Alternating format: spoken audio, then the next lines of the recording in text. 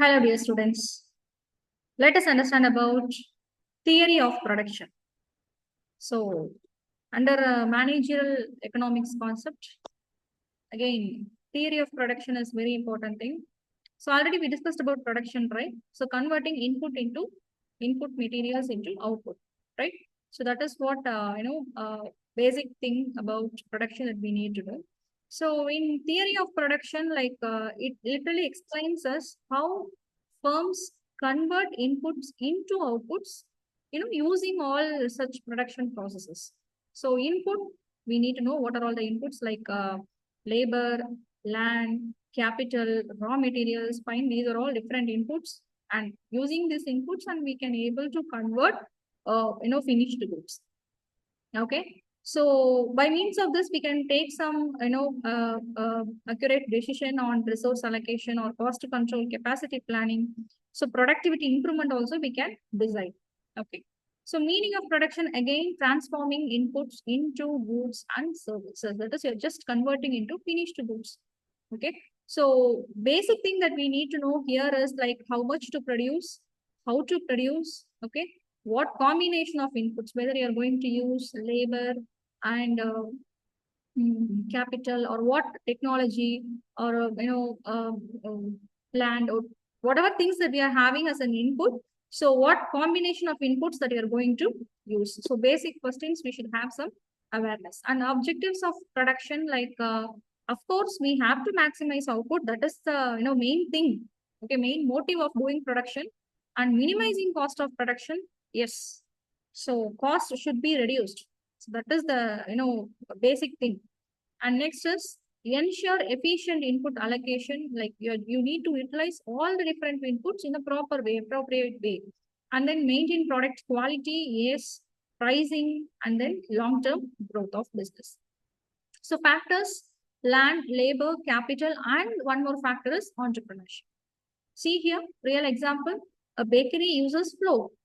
So that is land resource. And then, bakers as labor. So different factors is what given here. Yes, bakers as labors, and capital, ovens that which you are purchasing as, for equipment. And then manager is an entrepreneur. Okay. So short run versus long run production. So at least one input is fixed. That is short run. That is the basic logic. And next is firms adjust labor most frequently. If at all needed, you can increase labors, or else you can decrease workers. It depends upon the scenario of your business. Long run, so all inputs are variable. See, there it is fixed, and here it is variable.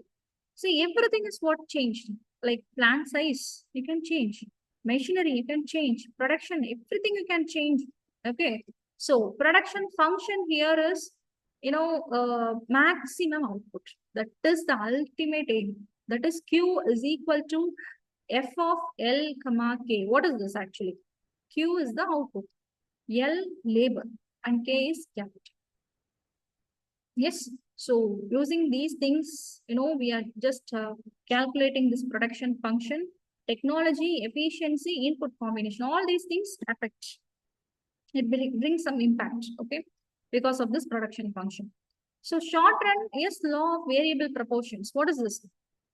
There are three major things, three stages in this variable proportions: increasing returns, negative returns, and then diminishing returns. The increasing returns, as the name itself, output increases. Yes, upon negative returns, output decreases, right?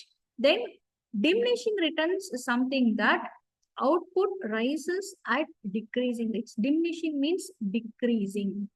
So that is what the meaning for three different returns, which comes under the concept law of variable proportions: increasing, decreasing, diminishing, negative.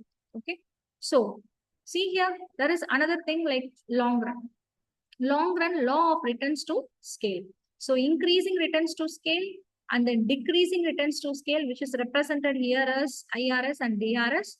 And one more thing is constant. So increasing, as the name itself, output increases. Here, decreasing, output increases, but less than proportionately. And then constant, is what increasing proportionately. So importance of theory of production. Why it is important first? Theory of production for especially for business decisions. See how many workers you need to hire.